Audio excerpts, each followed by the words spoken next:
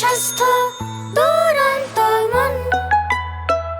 আপনার ঘর তখনই আলোকিত মনে হবে যখন আপনার সন্তান থাকবে সুস্থ এবং প্রাণোচ্ছল। স্বাগত জানাচ্ছি দুরন্ত স্বাস্থ্য দুরন্ত মন অনুষ্ঠানে। আজকে আমরা কথা বলবো শিশুর শ্বাসনালীতে কিছু আটকে গেলে করণীয় বিষয়ে। সাথে আছেন শিশু বক্ষব্যাধি বিশেষজ্ঞ ডাক্তার সারাবন তহুরা। আপা, স্বাগত জানাচ্ছি আমাদের আজকের অনুষ্ঠানে। আপনাকে ধন্যবাদ। আপা, আমরা তো জানি আমাদের শিশুরা অনেক চঞ্চল প্রকৃতির, প্রায় অনেক সময় দেখা যায় টপ করে কিছু মুখে দিয়ে ফেলে, আবার অনেক সময় খাওয়াতে গেলে বেশ নড়াচড়া করে, তখনও হয়তো বা মুখে অনেক কিছু ঢুকে যায়। সেটা গলা দিয়ে কি শ্বাসনালীতে যাচ্ছে না পাকস্থলীতে যাচ্ছে না কি হচ্ছে আমরা বুঝতে পারি না, তো এই বিষয়টা সম্পর্কে যদি একটু বলতেন। আসলে আমাদের গলার মধ্যে পাশাপাশি দুটো হচ্ছে, একদম আমি সহজ বাংলা ভাষায় বোঝা যায় এমনভাবে বলছি যে দুটো নল থাকে। একটা হচ্ছে শ্বাস যাওয়ার একটা নল, আর একটা হচ্ছে খাদ্য যাওয়ার নল। এই দুটো নল একটা কমন পর্দা দিয়ে ঢাকনা থাকে। যখন আমরা এখানে খাবার খাই তখন আমাদের শ্বাসনালীটা বন্ধ থাকে আর খাদ্যনালীটা ওপেন থাকে। আবার একই তো পর্দা, আমরা হাসি কাশি যখন দিই তখন কিন্তু আমরা মুখ দিয়ে শ্বাস নিই, তখন খাদ্যনালীটা ওই পর্দাটা দিয়ে আটকে যায় আর শ্বাসনালীটা খুলে যায়। ঠিক এই সময় আমার মুখের ভিতর খাদ্য থাকুক যা কিছু থাকুক সেটা যদি আমরা করে নিচের দিকে টান দিই তাহলে সেই জিনিসটা কখনোই খাদ্যনালীতে যাবে না, এটা শ্বাসনালীতে ভিতরে ঢুকে যাবে। এখন শ্বাসনালী কি? শ্বাসনালী আসলে নাক থেকে শুরু করে ওই গলার পিছনে এসে দুটো নাকের সঙ্গে ওই শ্বাসনালীটা আটকে যাচ্ছে, তার নিচে একেবারে এই যে ট্রাকিয়া, একদম শ্বাসনালী থেকে দুপাশে যে দুটো লাংস আছে ওটার পুরো লাংস জুড়ে একটা জালিকার মতো।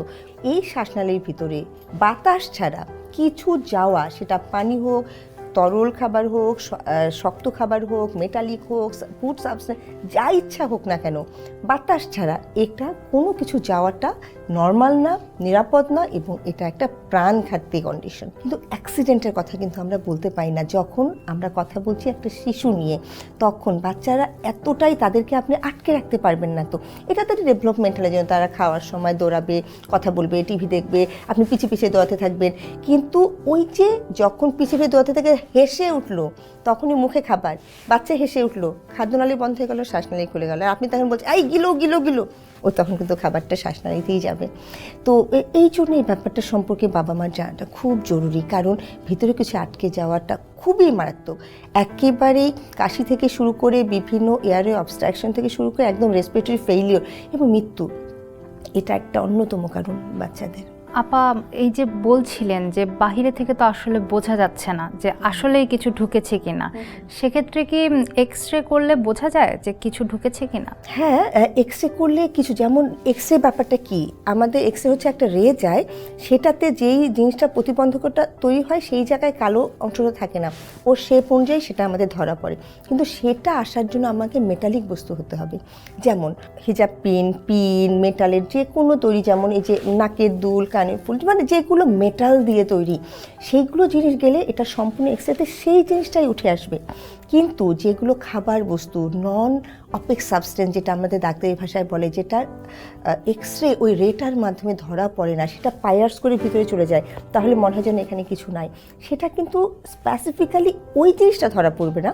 কিন্তু এই বিষয়ে যারা ডাক্তার, তারা যেমন অবস্ট্রাকশন হয়ে গেল, বাতাস ঢুকছে না, তাহলে পিছনের অংশটা যেরকম নর্মাল থাকার কথা সেরকম হবে না, এইগুলো কিছু, এগুলো ডক্টররা ছাড়া নর্মাল মানুষ বুঝতে পারবে না। তাহলে একেবারেই গাঢ় দাগে আমরা যদি বলতে চাই তাহলে মেটালিক জিনিস দেখা যাবে, আর এছাড়া মেটালের বাইরে যা কিছু সেটা এক্সরেতে একদম সরাসরি দেখা যাবে না। আর এই জায়গাটাই চ্যালেঞ্জ, কারণ বাবা মা ভাবে যে গিলে ফেলেছে তো ওটা তো পায়খানা দিয়ে স্টুল দিয়ে বের হয়ে যাবে, কিন্তু অ্যাকচুয়ালি ও কিন্তু শ্বাসনালীর সঙ্গে স্টুলের যে নালী তার কোনো সংযোগ নাই, এটা ওখানেই ব্লাইন্ড ট্র্যাক। তার মানে এটা বের করতেই হবে, না হলে কি হবে, আমি বের করলাম না, কাশি হলো, একদম দূরে যে পৌঁছেছে, শ্বাসকষ্ট নাই, কিন্তু বারবার ওখানে ইনফেকশন হবে, এবং অনেক পরে যে এমনও কেস আছে অনেক দেরিতে বের হয়েছে, ওই লাংসটা আর কাজ করে না, পুজ হয়ে যায়, পানি জমে যায়, তখন ওই লাংসটা কেটে অপারেশন করে ফেলে দিতে হয়। কাজে ব্যাপারটা কিন্তু খুব সিরিয়াস। এই মুহূর্তে আমার কিছু অ্যাক্সিডেন্ট হলো না, তার ভিতরে আটকে বসে থাকলো, কিন্তু লং রানে এটা আমার লাংসটা ড্যামেজ করে ফেলবে। আপা বাসায় তাহলে আমরা মা বাবা হিসেবে কিভাবে বুঝবো যে আমার সন্তানের শ্বাসনালীতে কিছু আটকে গেছে? যেই বয়সটাতে 6 মান্থ, এটা আল্লাহই তৈরি করে দিয়েছে যে 6 মান্থের একটা বেবি ফার্স্ট তার ডেভেলপমেন্টাল হচ্ছে সে পৃথিবীর সব কিছু মুখ জিহ্বা দিয়ে অনুধাবন করার চেষ্টা করে। এটাকে বলে হচ্ছে একদম ধরে, এই সময় দুটো রিফ্লেক্স আছে, জিনিসপত্র নিয়ে মুখে দেয়া, এক হাত থেকে আরেক হাতে ট্রান্সফার করা। তার যে কাজেই এই বাচ্চা জানে না কোনটা খাবার কোনটা খাবার না, ও যা কিছু এই জিনিসটা কি জানার জন্য সে ফার্স্ট একটা জিনিসই তার মাথায় ঢুকবে, এটা মুখে দিতে হবে, মুখে দেবে, মুখে তাকে দিবে। এটার থেকে তাকে কিন্তু বাবা মা রক্ষা করতে পারবে না। আমি যতই সচেতন মা হই, যতই হাত আটকে রাখি, ও যদি নর্মাল একটা বেবি হয় আপনি এখান থেকে প্রিভেন্ট করতে পারবেন না। কাজেই তাহলে বুঝতে হবে যে কোন জিনিসগুলো, এই জিনিস বাচ্চাকে সামনে রাখতে হবে। 6 মাস থেকে 2 বছর এই সময়টা ফরেন বডি মানে শ্বাসনালীতে যে কোনো কিছু ঢুকে যাওয়াই ফরেন বডি, যে আগন্তুক একটা এলিয়েন। ফরেন বডি এবং শ্বাসনালীতে ঢুকে যাবে এইরকম ছোটোখাটো, যেটা বাচ্চাদের হাতের নাগালে, এই জিনিসগুলো এবং খুব ইনজুরিয়াস, যেমন হিজাব পিন, সেফটি পিন, নাকের দুল, কানের দুল। এবং আমি সবসময় বলি অনেক সময় ফ্যান্সি ড্রেস, এই বয়সে বাচ্চা যারা ব্রেস্ট ফিড করাচ্ছেন, ফ্যান্সি ড্রেস মাদেরকে অ্যাভয়েড করতে বলি। অন্য সময় পড়ুক, যেসব বাচ্চাটা করে নিচ্ছে, বাচ্চারা দুধ খাচ্ছে, ব্রেস্ট ফিড করছে, কিন্তু এখানে একটা খুব ব্রোজ এখানে লাগানো সুন্দর একটা, ও কিন্তু ওর অ্যাট্রাকশন ওর দিকেই, ও যেটাই খাক না কেন ওর শুধু মাথায় ঘুরছে যে ওটা কখনো মুখে দেবে, ও কিন্তু ওটা নিবেই কোনো না ভাবেই হোক। তাহলে এই জিনিসগুলো থেকে প্রিভেন্ট করা যাবে না। তাহলে এই সময় খাদ্য ব্যাপারটা দেখতে হবে। এই সময় যেমন দাঁত সব তৈরি হয় না, যেই দাঁতগুলো দিয়ে আমরা খাদ্যটা পিষে একদম করে ফেলি, ম্যাশ করে ফেলি, সেই দাঁতটা তৈরি হয় না 2 বছরের আগে। সেই সময় তাহলে কি হয়, গ্রসলি ভাঙে। একটা বড় টুকরা দিলেন, গ্রসলি ভেঙে যাবে, ওই টুকরাটা কিন্তু সহজে ভিতরে ঢুকে যাবে।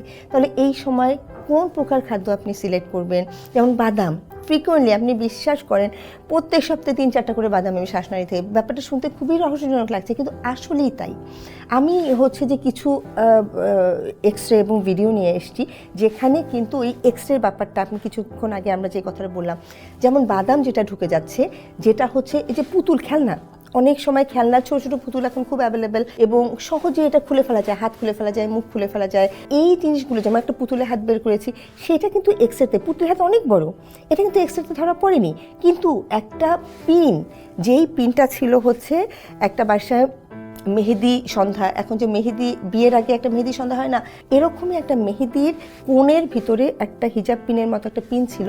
এটা তো খুলে খুলে যেখানে সেখানে আমরা ফেলে দিই, আমার কিন্তু মাথায় থাকে না আমাদের শুধু তখন মেহেদি কালারটা কী হবে, মানে কী রকম ডিজাইন, ওটা ফেলে রেখেছে। বাসায় ছোট্ট বেবি ছিল, ও মুখে দিয়ে কিন্তু ঠিকই গিলে ফেলেছে, ঠিক আছে, মানে গিলে ফেলেছে মানে শ্বাসনালীতে চলে গেছে। ওটা এত শার্প ইনজুরিয়াস থাকে, কারণ ভিতরে গেলে তো ওই পয়েন্টেড এন্ডটা আটকে যায়, তো তখন বাচ্চাটা কেঁদে ওঠে, আর কেঁদে গেলেই খাদ্যনালী বন্ধ হয়ে শ্বাসনালী খুলে গেল, সাথে সাথে ওর মধ্যে ঢুকে গেল এরকম। সেটা কিন্তু এক্সরেতে ধরা পড়েছিল। সেটা কিন্তু আপনি এই যদি ছবি দেখেন, এক্সরেটা আমি নিয়ে এসেছি দেখানোর জন্য, আসলে সবাইকে সচেতন করার জন্য। সেই এক্সরেটা দেখা যাচ্ছে। আবার একটা ছিল যে এলইডি বাল্ব, একটা খেলনা গাড়ি যেটার পিছনে ওই যে হয় না যে প্যাপু প্যাপু করে জ্বলে আর লাইট জ্বলে, ওই এলইডি বাল্বটা কিন্তু টান দিয়ে, ওর কিন্তু খেলনার চেয়ে অ্যাট্রাকশন ওই এলইডি বাল্বটার আলো জ্বলছে, ওটা কিন্তু গিলে ফেলেছে, ওটা কিন্তু এক্সরেতে দেখা যাচ্ছে। কিন্তু বাদাম, ওটা কিন্তু এক্সরেতে দেখা যাচ্ছে না। খাদ্যবস্তু, পুতুলের হাতটা এত বড়, ওটা কিন্তু এক্সরেতে দেখা যাচ্ছে না। তো এইগুলো এক্সরেতে এক একটা এক এক রকম করে আসে, যেভাবেই আসুক না কেন সেটা খুবই মারাত্মক। বাবা মার কাছে আমার বলার কথা যে আপনার বাচ্চা, নর্মাল বাচ্চা, সুস্থ বাচ্চা, একদম স্বাভাবিক বাচ্চা, হঠাৎ করে বাচ্চাটা খাবার সময় থেকে কাশি শুরু হয়ে গেছে, শ্বাসকষ্ট শুরু হয়ে গেছে, চোকিংয়ের মতো অ্যাটাক, যে হঠাৎ করে যেন কথা বলতে পারছে না, আটকে চোখ স্থির হয়ে গেছে, বুঝবেন যে গলায় কিছু একটা হয়েছে। তারপরে প্রথমে এখানে আটকে গেলে এই সিমটমগুলো হয়, তারপরে যখন কাশি দেয়, পিছনে চাপড় দেয়, তখন ভিতরে ঢুকে যায়, তখন বাচ্চাটা শ্বাস নেয় কিন্তু কাশি শুরু হয়ে যায়, ওটা ভালো হচ্ছে না, তাহলে কিন্তু বুঝতে হবে ওটা ভিতরে ঢুকে গেছে। তাহলে হচ্ছে প্রথমে যখন এখানে আটকে থাকলো তখন কিন্তু ওই যে সে কথাই বলতে পারবে না, কিন্তু একটা সময় ভিতরে চলে গেল, তারপরে কিন্তু সে হচ্ছে যে নর্মাল অ্যাক্ট করছে, বাট একটু একটু কাশি দিচ্ছে, তখন কিন্তু বাবা মা বুঝতে পারবে যে হয়তো ওখানে চলে যেতে পারে। আচ্ছা, শিশুরা এসে কি বলবে না যে আমি কিছু খেয়ে ফেলেছি বা কিছু এখানে একটা হয়েছে? ব্যাপার খুবই ইন্টারেস্টিং, যেই বয়সটার কথা আমি বলছি যে 6 মাস থেকে 2 বছর, সেই বয়সের বাচ্চারা কিন্তু বলতে পারে না। আর 2 বছরের উপরে বাচ্চা যেটা হয়, অনেক বাচ্চা ভাবে কি আমি তো গিলে ফেলেছি, এটা স্টুল দিয়ে বের হয়ে যাবে। কিছু বাচ্চা ভয়ে বলে না যে এখানে কিছু আটকে যাবে, তাহলে আমার বাবা বকা দিবে, মা বকা দিবে, বা কি জানি হবে, ডক্টরের কাছে নিয়ে যাবে। ওই যে একটা ভীতি তৈরি হয়, কিন্তু 2 বছরের উপর থেকে একটা স্ট্রেঞ্জার ভীতি থাকে এবং ডক্টরের প্রতিও ভয় থাকে, ওরা কিন্তু হাইড করে। আর 5-6 বছরের বাচ্চা অনেক সময়, এখনকার যেটা অভ্যাস আমি বলি, টিভি দেখছে, পপকর্ন খাচ্ছে, ঠিক আছে, একটা হা করে চিৎকার করছে, হাসি করছে, কিন্তু ওটা ঢুকে গেছে, ও সত্যিই জানে না, কারণ কি পুরা কনসেন্ট্রেশন ওখানে, ঠিক আছে। এই যে কিছু ব্যাপারগুলোর জন্য আসলে আবার অনেকে বাচ্চা আছে যে বাবা মাকে বলতে চাই, একটু গ্রামের দিকে আমি অনেক পেয়েছি যে মা আমার এখানে আটকে, তখন আরে কিছু হয়নি বাবা, কিছু হবে, একটু পানি খাও, গরম পানি খাও, ঠিক হয়ে যাবে। মানে অনেক সময় আমরা ইগনোর করি, কিন্তু বাচ্চাদের কথা ইগনোর করি। এই ব্যাপারে অনেক মিথ আছে, যেমন ব্যাপারগুলো খুবই দুঃখজনক, কিন্তু শেয়ার না করলে আসলে অ্যাওয়ারনেসগুলো তৈরি হবে না। এই জন্য আমি বলছি, একটা বাচ্চা বড়ইয়ের বিচি আটকে গেছে, সেই বড়ই গাছের তলায় গেছে, তারপর থেকে ও তো বড়, যখন পুরাটা আটকে যায়, মাথায় অক্সিজেন বন্ধ হয়ে যায়, তখন ওর খিঁচুনি হয়। গ্রামের মানুষ বলেছে বড়ই গাছের তলা থেকে যেহেতু এই প্রবলেম হয়েছে, ওকে ভূতে ধরেছে, এবং 6 মাস ধরে তার ভূতে ধরা ট্রিটমেন্ট চলতেছে। ওঝা নিয়মিত এসে মারামারি করছে, ঝাড়ু দিয়ে পিটাচ্ছে, নানা প্রকার করছে। তার মানে বললেও কিন্তু অনেক সময় অ্যাকসেপ্টেবিলিটিটা, এডুকেশনাল লেভেল, কিংবা অনেক সময় গ্রামের মানুষের অনেক ধরনের ভীতি, মানে অনেক ধরনের মিথ থাকে। এগুলো ফরেন বডি ব্যাপারটা এমনই একটা ব্যাপার যেটার মধ্যে আন্ডারস্ট্যান্ডিং ব্যাপার আছে, সচেতনতার ব্যাপার আছে, আবার অনেক ফ্যালাসিও আছে। এই জন্য এই ব্যাপারটা অনেক সময় খুব দেরিতে ডায়াগনোসিস হয়। দেরিতে ডায়াগনোসিস হলে হয় কি, তখন বের করাটা ডিফিকাল্ট হয়ে যায়, লাংসে একটা অংশ ক্ষতি হয়ে যায়, এই ক্ষতিটা থেকে উঠে আসতে পারে না, এগুলো নানা প্রকার প্রবলেম হয় আর কি। আপা বলছিলেন যে অনেক সময় শ্বাসকষ্টটা দেখা যায় হঠাৎ করে, সেক্ষেত্রে আমি যখন দেখব আমার সন্তানের শ্বাসকষ্ট শুরু হয়েছে, ওই মুহূর্তে আমি আসলে কি করতে পারি? আচ্ছা, শ্বাসকষ্টর আমাদের নর্মালি যে শ্বাসকষ্টের একটা কারণ, সেটা কিন্তু অ্যাজমা, ব্রঙ্কিয়াল অ্যাজমা। আমার বাচ্চার ব্রঙ্কিয়াল অ্যাজমা আছে, আমি জানি শ্বাসকষ্ট এবং ব্রঙ্কিয়াল অ্যাজমার যে হুইজিং, সেটা এবং ফরেন বডি আটকে যাওয়ার হুইজিং একই হুইজিং। তখন ওই আপনার যেটা সাথে সাথে রিলিভার, যেটা অ্যাকিউট ইমার্জেন্সি, যেটা ব্রঙ্কোডাইলেটর, সেটা আপনি ইনহেলারটা দিলেন 2 চাপ, দেওয়ার পরে আপনি ওয়েট করলেন, 3 বার দিলেন, ভালো হলো না, তখন কিন্তু বুঝতে হবে এটা সে অ্যাজমার শ্বাসকষ্ট না, তখন কিন্তু ডক্টরের কাছে নিতে হবে। আপনার বাচ্চার কখনোই অ্যাজমা ছিল না, হঠাৎ করে, এটা কিন্তু আরও ডেঞ্জারাস। তার মানে কিন্তু তখন ভাবতে হবে যে, এবং আশেপাশে দেখতে হবে, যে জিজ্ঞেস করতে হবে, যদি মা বাচ্চা কোনো প্রকার ক্লু দেয়, তাহলে সাথে সাথে, ক্লু দিল না, তারপর শ্বাসকষ্ট হলে তো আর দেরি করা সম্ভব না, তখন ডক্টরের কাছে নিতেই হবে। শ্বাসকষ্ট হচ্ছে একটা একদম এক্সট্রিম লেভেলের সিমটম। আপা এছাড়া মা বাবা হিসেবে ওই মুহূর্তে আমাদের কি কিছু করণীয় রয়েছে? হ্যাঁ, করণীয় ক্ষেত্রে খুব যেটা বলবো, যেটা কারণে শ্বাসনালীর আরও গভীরে মানে ঢুকে যায় ফরেন বডিগুলো, অনেকেই বাবা মা এসে দেখেছে, আমি সাধারণত বাদাম তো ভিতরে ঢুকে যায়, আর বাদামের যে খোসা সেটা তো ইরেগুলার থাকে। 6 মাস, 7 মাস, 8 মাসের বাচ্চা বাদাম ওরা পছন্দ করে না, বাদামের খোসা পছন্দ করে। ওরা করে কি, ওইটা মুখে দেয়, দিয়ে ওই খোসাটা একেবারে উপরে আটকে যায়, তখন একটা স্ট্রাইডার বলে যেটাকে, সেরকম একটা আওয়াজ হয়। আমরা যেটা করি, এই তুমি কি খাচ্ছ করে ওকে একটা পিছনে থাপ্পড় দিয়ে মুখটা হা করে দিয়ে ওগুলো বের করি, ওরকম বের করেছিল, আর একটা ভিতরে দেখছিল ভিতরে যাচ্ছে, উঠে আসছে, এমন। তার মানে শ্বাসনালী শ্বাসের সঙ্গে কিন্তু উঠে আসছে, নেখে আসছে। তখন সে কি করেছে, ভেবেছে যে বের করে তো পারছি না, তো আমি ও হাত দিয়ে চাপা দিয়ে ভিতরে ঢুকে দিয়েছে। তো ওটা কিন্তু তখন ওরা ভেবেছে খাদ্যনালীতে যাচ্ছে, আসলে তো খাদ্যনালীতে যাচ্ছে হচ্ছে শ্বাসনালীতে। ওরা ভাবে যে গলা থেকে আটকে গেলেই মনে হয় রিলিফ হয়ে গেল। তার মানে এই সময় কোনো প্রকার ম্যানিপুলেশন দরকার নাই, একেবারে চোকিং। আমরা কিন্তু কথা বলছি শ্বাসনালীর ভিতরের অংশ নিয়ে, একটা কমপ্লিট অবস্ট্রাকশন, শ্বাসনালীর গলার এই অংশটা যে যদি 100% ব্লক হয়ে যায়, আপনার হাতে ফিউ মিনিটস আছে, 3 মিনিটসের মতো। সেক্ষেত্রে বাচ্চাটাকে আমরা মুখের ভিতরে এই আঙ্গুলটা ঢুকিয়ে মাথাটা নিচু করে পিছনে একটু চাপুর দিলে ওটা বের হয়ে আসবে। কিন্তু আমরা কথা বলছি সেটা নিয়ে না। আরেকটা হচ্ছে হ্যামলিক ম্যানিওভার, ওই যে বিভিন্ন সিনেমাতে দেখা যায় যে নায়কের গলায় এখানে কাটা আটকে গেছে বা কিছু আটকে গেছে, পিছনে কেউ ফ্রেন্ড আছে, পিছন দিক থেকে ধাক্কা দিচ্ছে, এটা হ্যামলিক ম্যানিওভার। সেইটা কিন্তু কখন, যখন কথা বলতে পারছে না, শ্বাস নিতে পারছে না, চোখগুলো বড় বড়, এই সিচুয়েশন মানে কমপ্লিট অবস্ট্রাকশন হয়ে গেছে, আমরা সেটা নিয়ে কথা বলছি না, তখন কিন্তু আমি এই ম্যানিপুলেশন করব।